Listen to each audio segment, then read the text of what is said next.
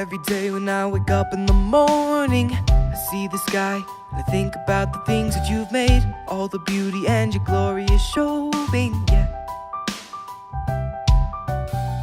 It never bores me to look at the ocean. The waves are crashing, the water spraying up in my face. I look above and all the seagulls are soaring, yeah. We've got to overcome the darkness, so we don't get caught in the middle, between the hopeful and the heartless. So, hello, good day, good morning, I just can't stop smiling, because today is a brand new day, and all the darkness and the pain is just fading behind me. Oh Lord, what a beautiful day.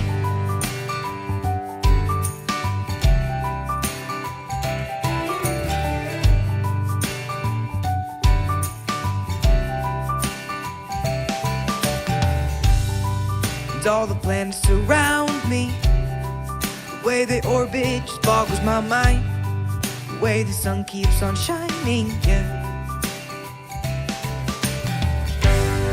We've got to overcome the darkness, so we don't get caught in the middle, between the hopeful and the heartless. So, hello, good day, good morning, I just can't stop smiling, because today is a brand new day, and all the darkness and the pain is just fading behind me. Oh Lord, what a beautiful day.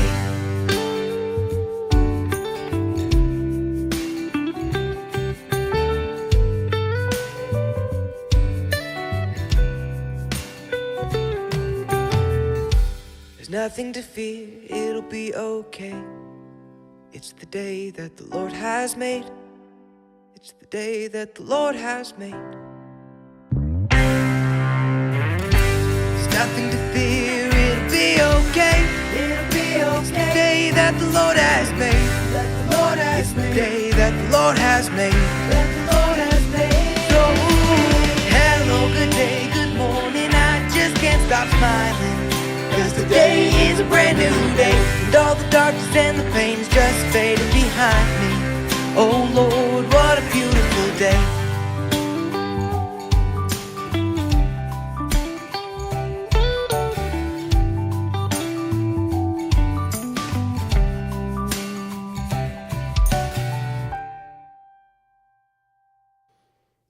Good day, everybody. Welcome. Glad you could join us. It's good to see you all this morning. I see a new brother or two there, one from Romania. Welcome. Good to see you today. Good afternoon to you as it's morning here. It's a chilly morning here in Colorado. Got a little snow. This is our snow season. Well, I hope you all had a wonderful, blessed weekend and had a great gathering with the saints yesterday. And I'm glad you're here as we continue to study the story of our Lord Jesus. So, remember where we have been. It all started with God creating everything. And then he put a man in the garden and said, reproduce, multiply, fill the earth, cultivate, protect this garden, make it thrive, make it grow, enjoy all this, rule and subdue it. Gave him a woman to come alongside and help him. And then the snake showed up and led them all astray. And you remember the promise given to the snake was that there would be a seed of the woman who would crush him one day. So we're still waiting for that seed in the storyline so far. Then we see the world filled with evil people. God destroys the world with the flood, except for one family. Gives them the same charge: reproduce, multiply, fill the earth, subdue the earth, go conquer, make civilization, and on and on. The world becomes full of people again, and it's still corrupted. This time God punishes them by separating their language and breaking up the unity that they had. But the story remains that we have the promise of the seed is going to crush the serpent, and evil abounding, idol worshipers all over the place, people rejecting the one true God. It seems like the snake has the upper hand. But then in Genesis 12, God shows up to one idol worshiper named Abram, and he says, pack up your things, pack up your family, go to a place I will show you, and I will make you a great nation. I will make your name great. Anyone who belittles you, I will curse. Anyone who blesses you, I will bless. And in you, Abram, all the families of the earth will be blessed.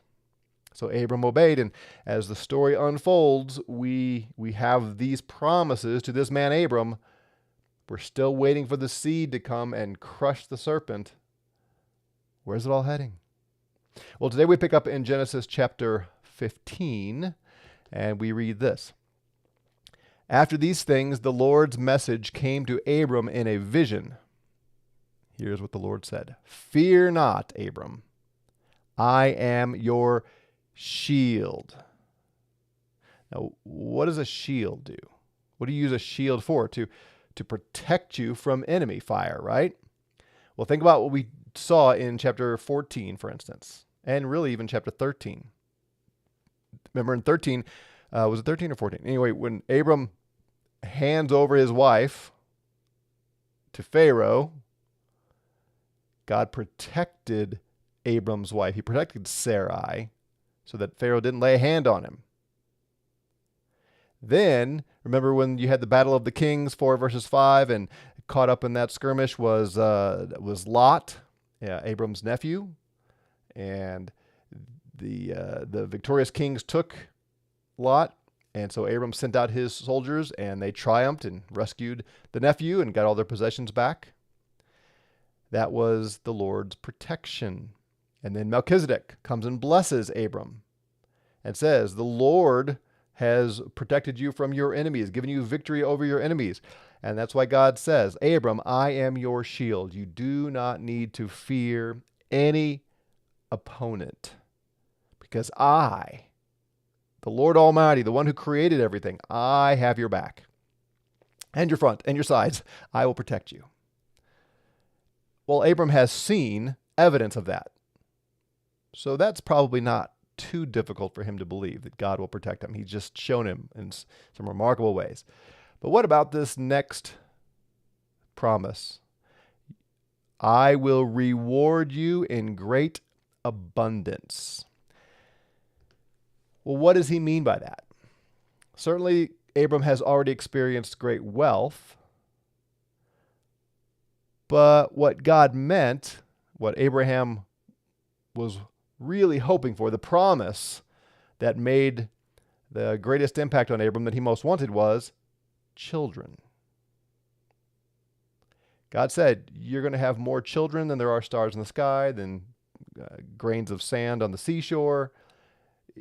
You can't count high enough to count all the offspring I'm going to give you. In fact, he says, look around at all the land. I'm going to give it all to your descendants. That's going to be your great reward. That's the great nation. And how many children does Abram have right now? 0. 0. So I'm going to give you a great reward. And Abraham says, okay, cool. Could we start with 1? You're promising me uncountable, countless numbers of children. Can we start with 1? I have 0. Can we have 1? Abram says, O sovereign Lord, what will you give me since I continue to be childless? And my heir is Eliezer of Damascus. Look, I have this servant boy who stands now to inherit my wealth. He is going to be the head of the clan after I'm gone. You haven't given me any children. It's a servant. So how can I know that you really are going to do this? Abram added, since you have not given me a descendant, then look, one born in my house will be my heir. But look, the Lord's message came to him.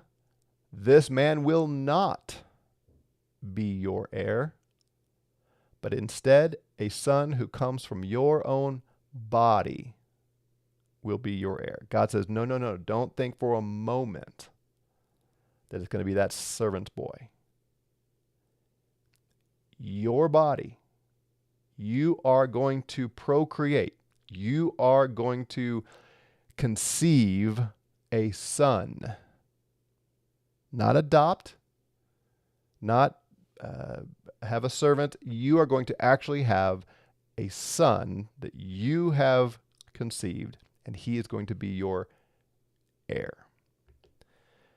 The Lord took him outside and said, gaze into the sky and count the stars if you are able to count them. Then he said, so will your descendants be. And Abram believed the Lord, and the Lord credited it to him as righteousness. So nothing has changed yet. Abram says, look, I don't see how this is going to work. I don't have any children. You keep saying these promises, but how do I know? And God says, I'm telling you, you're going to have a child. Abram says, okay, I believe you. He goes out and looks at the stars and starts counting and says, okay, I can, count thousands in my sight, hundreds of thousands maybe, if I wanted to count that high, and I'm just barely getting a small portion of the stars in my view. Okay, that's a lot. I believe you, Lord. I'll trust you. And God takes that trust and puts it to Abram's account as righteousness. As you know from the New Testament, the Apostle Paul makes a big deal of this. But it's not really highlighted as a big deal here. It's just a statement in passing. Abram believed. God says, I'm going to count that as righteousness. The Lord said to him, I am the Lord who brought you out from Ur of Chaldeans to give you this land to possess it. And now the doubt comes in again. Abram said, O sovereign Lord, by what can I know that I am to possess it? Okay, you promised me all this land, but how do I know? His faith is weak.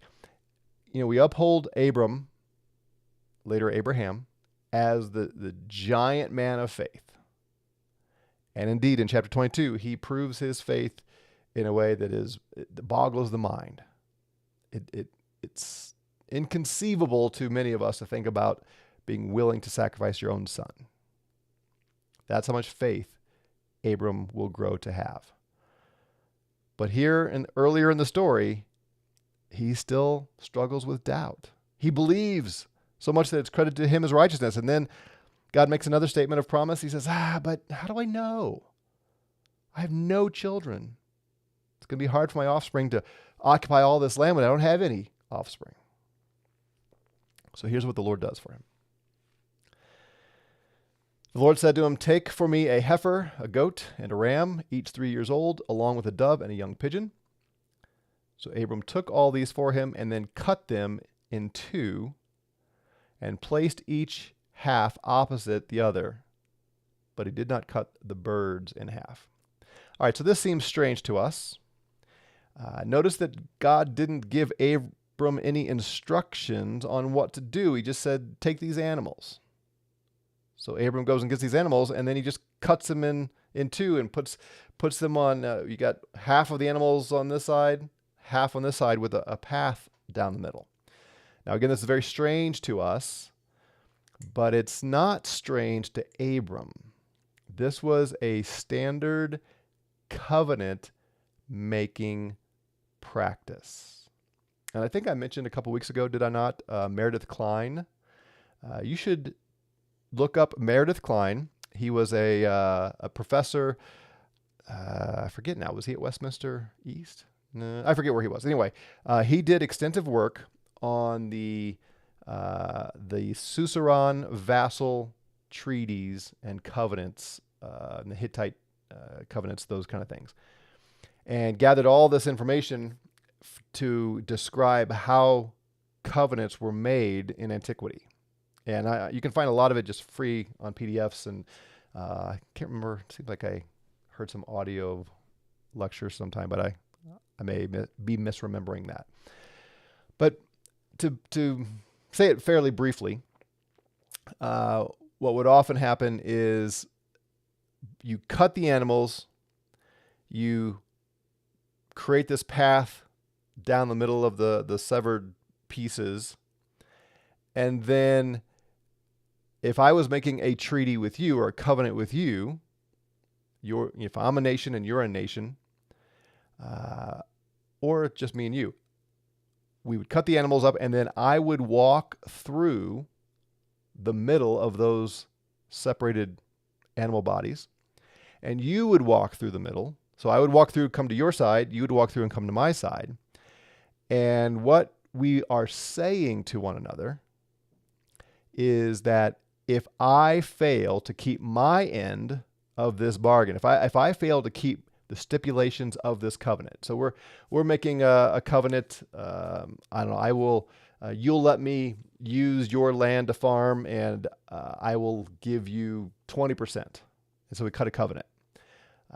If either of us goes back on our word, we're calling upon the gods to bring the covenant breaker to the same end as these animals. You get what I'm saying? So I killed these animals and I cut them in two. And by walking through, I'm saying, if I don't do what I say I'm going to do here, may the gods cut me up like these animals. All right, I'm seeing some chatter here that the video is messing up again. Are we back? Is the video back to normal now? Rob says, I was trying to recall the particular name for the vassal treaty covenant. Yes, suzerain, S-U-Z, E-R-E-I-G-N, V-A-S-S-A-L, vassal. If you look that up and look up Meredith Kline, K-L-I-N-E, I think you'll find some good info. All right. Okay, on your end now? Good. All right. So this was a common practice. Abram cuts these animals. Remember, Abram has said, how do I know? How do I know you're going to give this land to my descendants? How do I know they're going to possess it? And God says, bring me these animals. And so Abram brings them, and he cuts them all in pieces, except the birds. I'm not sure why he didn't cut the birds. When birds of prey came down on the carcasses, Abram drove them away. When the sun went down, Abram fell sound asleep, and great terror overwhelmed him. Then the Lord said to Abram, know for certain that your descendants will be strangers in a foreign country. So you're going to have descendants, you're going to have offspring, and they're going to go to a foreign land, and they're going to be strangers there, and they will be enslaved and oppressed for 400 years. Now, just think about that. Yes, Abram, you are going to have children. And they're going to grow into a people, and they're going to go to this land, and they're going to be slaves for 4 centuries. Oh, the patience that God is expecting Abram to practice, and faith. I mean, this is asking a lot of Abram. Yeah, you're going to have children. They're going to be slaves for 400 years. But I will execute judgment on the nation that they will serve. Afterward, after 400 years, they will come out with many possessions. So you're going to be a great nation, Abram. Your name's going to be great. I'm going to give all this land to your offspring in 4 centuries. But when they come out of this slavery, they are going to be wealthy people. What about Abram? As for you, you will go to your ancestors in peace and be buried at a good old age. In the 4th generation, your descendants will return here. And this is interesting. For the sin of the Amorites has not yet reached its limit. Okay. Just think about what God said. Abram is now in the land of the Amorites. Okay? He's right now in the land of the Amorites. And God says, look around you. All of these descendants, all of this land is going to belong to your descendants.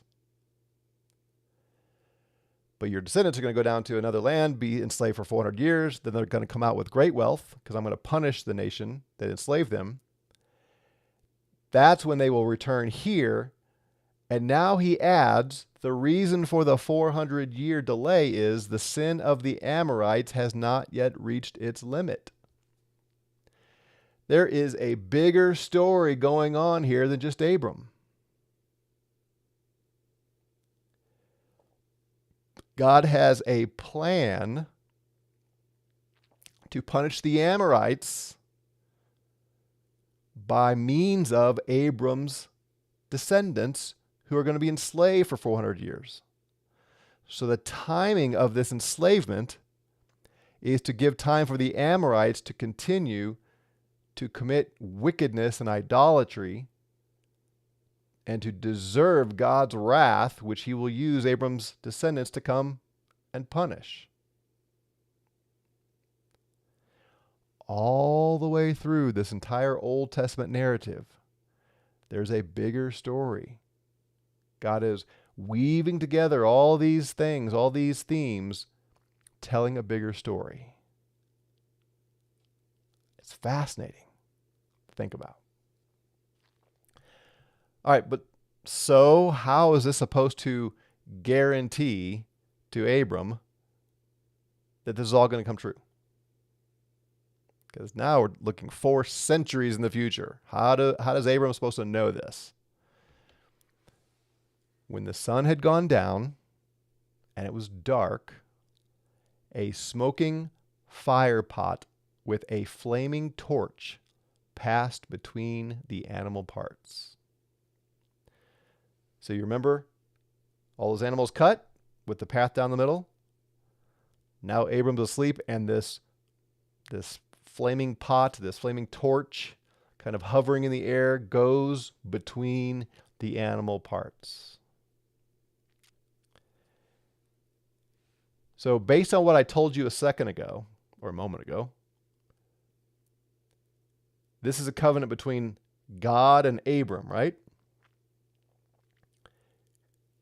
The flaming torch represents the Lord.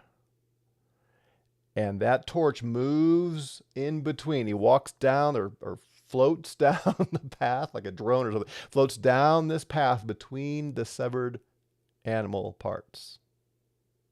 Based on what I told you a moment ago, what would we expect to happen next? Let me give you a moment. What would you expect to happen next? Right?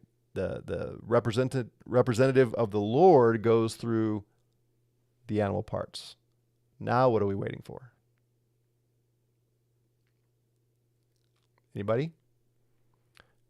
Did I say it clearly enough? I know that's when we were having a little bit of video issues, so I don't know if it got lost in there. And I know there's a little delay here. Well, I'm assuming somebody's going to get it. Even if you don't, let me tell you. You would expect in a normal covenant-making ceremony that the other party would walk through. We would expect Abram to walk through the animals. But there's something unique about this covenant that the Lord's making with Abram. It's one-sided. At this point, there are no stipulations put on Abram. God says, I'm going to do this for you, Abram, and I am going through the animal parts, and I'm making a covenant saying, if I do not fulfill this promise to you, if I don't give this land to your descendants, then may the gods slay me and cut me in half like these animals. Of course, there is no God higher than God. So he's basically putting his deity on the line. And you're not supposed to ask the question, is that even possible? That's not the point. He is saying it. May the gods sever me like these animals if I don't do this. That is the surest way. Remember the writer of Hebrews talks about God couldn't swear by anybody above himself, so he swore by himself kind of thing. That's what's going on here. God is saying to Abram, if I am God, this cannot fail to come to pass. I will stop being God, which is impossible, but that's not the point. I will stop being God if this doesn't come true. That day the Lord made a covenant with Abraham. To your descendants I give this land, from the river of Egypt to the great river, the Euphrates River, to the land of the Kenites, Kenizzites, Kedemites, Hittites, Perizzites, Rephaites, Amorites, Canaanites, Girgashites, and Jebusites. Because Abram knew how covenants were cut, then that's literally the word in the Hebrew, to cut a covenant, by cutting the animals, Abram understood what God was saying. And it mattered. It mattered to Abram. Dale says, you described a typical blood covenant parody treaty with Abram. God made a self-assumed covenant. Abram slept while God performed or cut the covenant. Yeah, I think I would agree with that. So what is the promise, guarantee of this promise that God gives? It's cutting this covenant. So now whenever Abram begins to doubt, he can reflect back on this experience and say, wait a minute. I don't know how. I don't have any children yet. I'm getting old. My wife is barren. Can I have children? Well, God walked through the pieces. I saw him go through the pieces. He put his own deity on the line. May I be destroyed like these animals if I don't fulfill this promise. Okay, he's gonna do it. You would think that would be the end of the story. Abram's going to trust him, and here we go. And he's just going to keep making love to his wife and expect it any day now. She's going to say, I'm pregnant, Abram. I'm pregnant. Well, that's not what happens. Chapter 16, now Sarai, Abram's wife, had not given birth to any children. She had an Egyptian servant named Hagar. Sarai said to Abram, since the Lord has prevented me from having children, perhaps please sleep with my servant. Perhaps I can have a family by her. This seems so strange to us. It's not how we do things, but this was very common in that day. This handmaiden of Sarai, Abram could impregnate her. Sarai could take that child as her own, and he could become the heir. And Abram's going to rise to the challenge and say, no way, no how. I have the covenant ceremony in my head. I remember what I saw God has promised me. I trust him. Nope, Sarah, we're not doing that. We're just going to wait till you get pregnant. Nope, that's not what happened. Abram did what Sarai told him. Does that sound familiar? Abram did what Sarai told him. Somebody? What does that sound like to you? Dean Floyd says, my wife mentioned how Jesus is the third temple the Jews destroyed. Right then a man walked past her carrying a shofar and blew it. Interesting. Yeah, Lewis got it. Adam followed the lead of his wife, and he ate the forbidden fruit. And now Abram follows the appeal of his wife instead of holding fast to what God had told him. Guys, don't do that.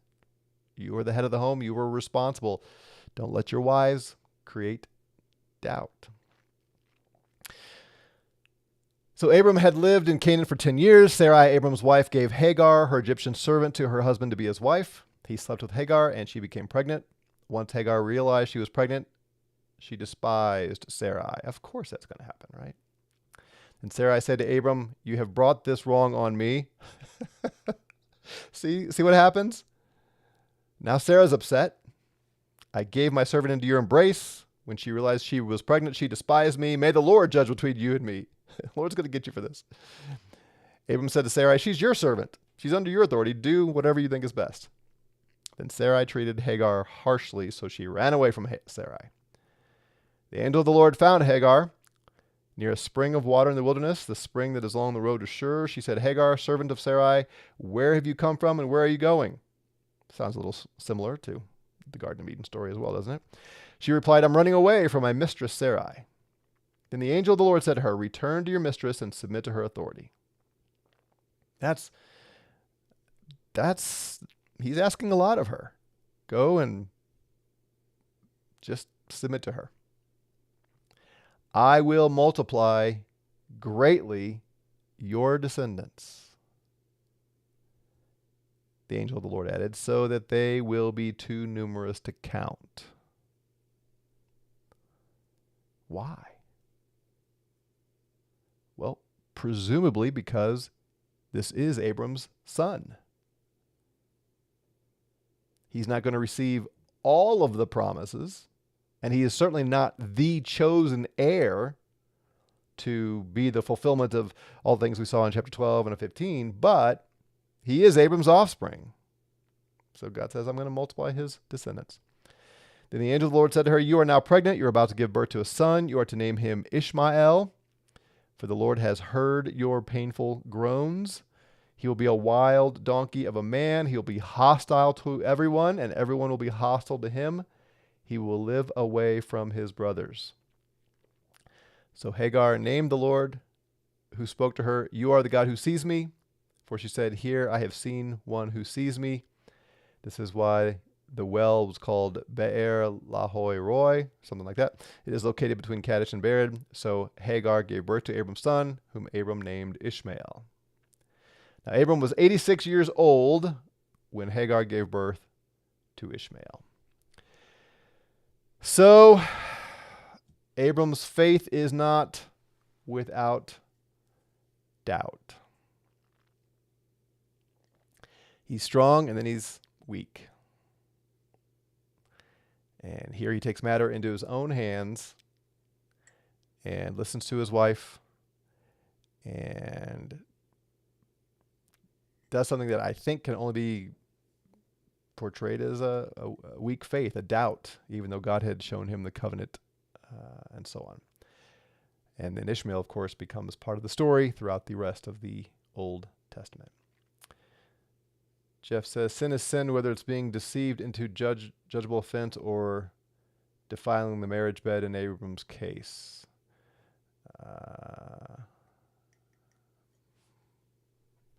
What I don't know what that's referring to exactly. Could you comment sometime on the land promise in 15:18 to 21? I'm dealing with some. Well, what specifically, Mark, are you asking about? The land, is it the forever part kind of thing? Is it? Yeah, we'll talk more about that. But if as we go, if I don't address that question specifically, let me know. Maybe I'll give you a second here to let me know kind of what would be helpful there. Because we'll see this as we continue to go. All right, so there's all kinds of personal application we want to draw from this. We are sometimes encouraged that a man of Abram's stature and having been blessed the way he was still has doubts, and that's reasonable to think through. But remember, we're not first and foremost concerned with how does this apply to me today. We are first and foremost concerned to see how does this fit into the story of Jesus, because that's what it's all about. That is the grand narrative that is being told here. And we are setting up for, that we'll get to either this week or next week, we are setting up for the establishment of the Old Covenant and its role in the whole story, which will eventually help us get back to the different views of what we hold to, at least what I hold to, compared to covenant theology and dispensational theology. All right, so we will leave it there for the day and come back and see some more of God's work with Abram tomorrow. Have a great day. Grace and peace to you all.